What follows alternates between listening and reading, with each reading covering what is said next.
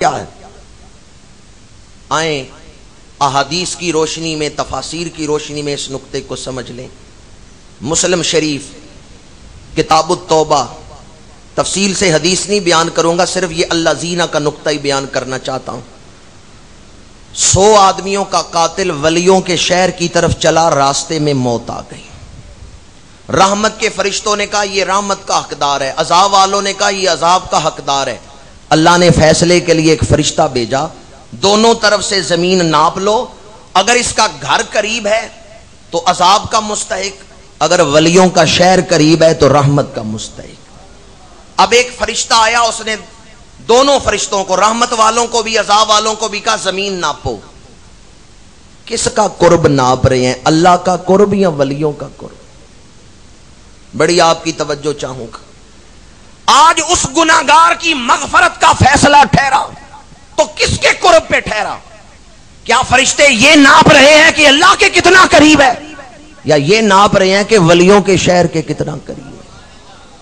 کس کا قرب ناپ رہے ہیں؟ حقیقت یہ ہے اس کا اپنا شہر قریب تھا، ولیوں کا شہر ذرا دور تھا۔ اللہ نے ایک طرف سے زمین کو حکم دیا پھیل جا، اور دوسری طرف سے زمین کو حکم دیا سمٹ جا۔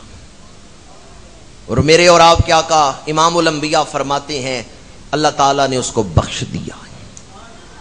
فرشتوں نے ناپا زمین کو تو ولیوں کا شہر تھوڑا سا قریب تھا، اس لیے اللہ تعالیٰ نے اس کو بخش دیا۔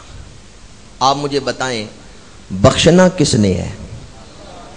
اللہ کسی کو فیصلہ کر لے بخشنے کا کہ میں نے فلاں آدمی کو بخشنا ہے، کوئی ہے جو اعتراض کر سکے؟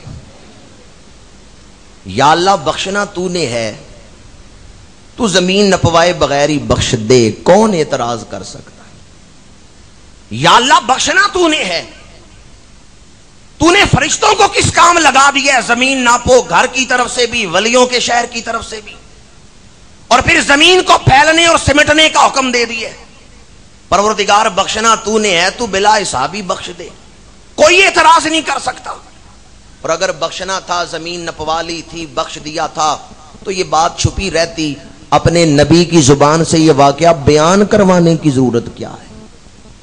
اس بیان کی حاجت کیا ہے؟ جواب آتا ہے دنیا والوں، اگر میں خاموشی سے بخش دیتا، نہ فرشتوں سے زمین نپواتا، نہ زمین کو سکیڑتا اور پھیلاتا، نہ اس واقعہ کو اپنے نبی کی زبان سے بیان کرواتا، تو تمہیں کیسے پتا چلتا کہ میرے بندوں کی شان کیا؟ یہ سارا واقعہ تو اس لیے ہوا ہے تاکہ تمہاری آنکھیں کھل جائیں، جو میرے ولیوں کے قریب ہوتا ہے وہ میرے قریب ہو جاتا ہے۔ ورنہ اللہ تعالیٰ خاموشی سے بھی بخشنا چاہتا تو بخش سکتا تھا، پر واقعہ سارا اس لیے ہوا ہماری آنکھیں کھل جائیں، ہمیں پتا چل جائے کہ جو اللہ والوں کے قریب ہوتا ہے وہ وَاعْلَمُوا أَنَّ اللَّهَ مَعَ الْمُتَّقِينَ۔ ایک آدمی آیا قبلہ پیر صاحب سے ملنے کے لیے، گھر پتہ کیا، پتہ چلا آپ تو مسجد میں ہیں، اب جس نے ملنا ہے وہ کہاں آ جائے گا؟ مسجد میں طلب سچی ہے، وہ ملنا چاہتا ہے، آپ گھر تشریف فرما نہیں، وہ مسجد میں آ جائے گا۔ اللہ اپنا ایڈریس بتا دے تو ہمیں پھر ملنے کے لیے وہاں جانا چاہیے یا نہیں جانا چاہیے؟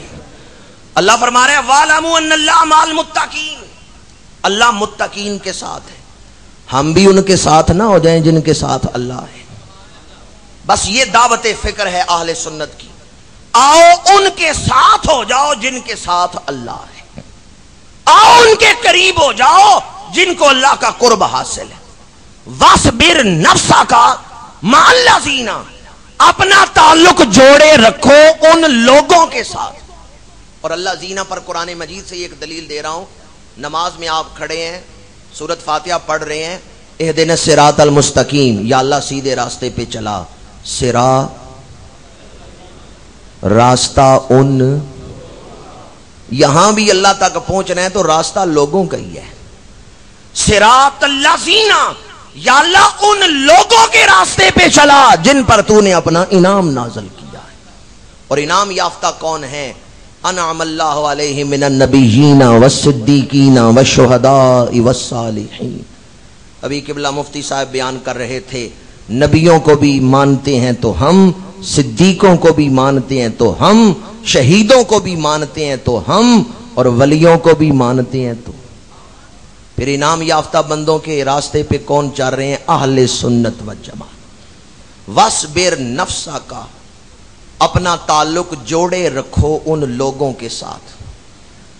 اب ان لوگوں کی ایک پہچان بیان کی۔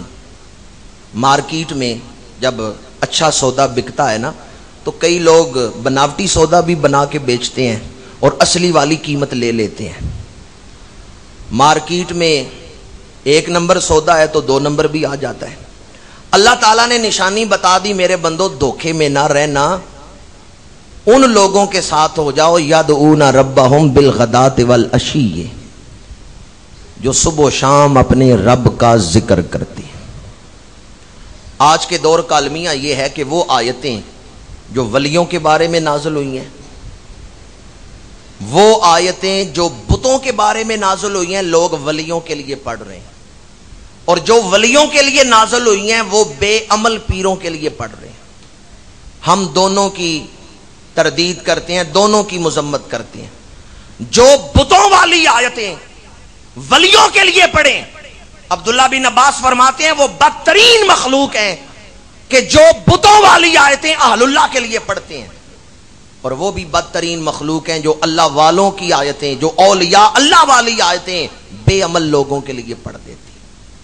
پیر صاحب نے کبھی نماز بھی نہیں پڑھی اور وہاں آیتیں پڑھی جا رہی ہوتی ہیں، الا ان اولیاء اللہ لا خوف علیہم ولا هم یحزنون۔ آگے نہیں پڑھیں گے الذین آمنوا وکانوا یتقون کہ وہ تقوی والے ہیں۔ یہ بھی ایک المیہ ہے آج کے دور کا کہ بے عمل لوگوں کو بھی ہم غوث و کتب سے نیچے تو آنے ہی نہیں دیتے۔ اللہ تعالیٰ نے نشانی بتا دی، ان لوگوں کے ساتھ ہو جاؤ یدعون ربہم بالغداۃ والعشی، جو صبح و شام اپنے رب کا، جو خالی دعوے دار نہیں بلکہ عمل کرنے والے ہیں۔ آگے فرمایا عمل میں ان کی جو نیت ہے پروردگار نے وہ بھی بیان کر دی ہے، یریدون وجہہ، یریدون وجہہ، وہ اپنے رب کو راضی کرنا چاہتے ہیں۔ وہ صبح و شام ذکر کر رہے ہیں تو ان کی ساری کوشش کا مقصد کیا ہے کہ ہمارا رب ہمارے اوپر۔ جس دن یہ ناچیز بھیرا شریف حاضر ہوا اور کلاس کا آغاز تھا، حضور ضیاء الامت قدس سرہ العزیز آپ اس پہلی نشست میں تشریف لائے طلباء کی رہنمائی کے لیے اور بسم اللہ پڑھانے کے لیے۔ تو اس دن آپ نے جو ابتدائی خطاب فرمایا وہ آج تک لوہے دل پہ نقش ہے۔ آپ نے فرمایا میرے بیٹو، میں تمہیں پہلے دن وہ سبق پڑھانا چاہتا ہوں کہ اگر تم نے وہ پڑھ لیا، یاد کر لیا، اس پہ عمل کر لیا تو دنیا میں بھی کامیاب رہو گے، اور قیامت کے دن جب حضور کی محفل میں آؤ گے تو حضور فرمائیں گے یہ میرے سچے غلام آ رہے ہیں۔ پھر حضور ضیاء الامت رحمت اللہ تعالی علیہ نے خود آگے پڑھا اور سارے بچوں سے پڑھایا، قل ان صلاتی ونسکی ومحیای ومماتی للہ رب العالمین۔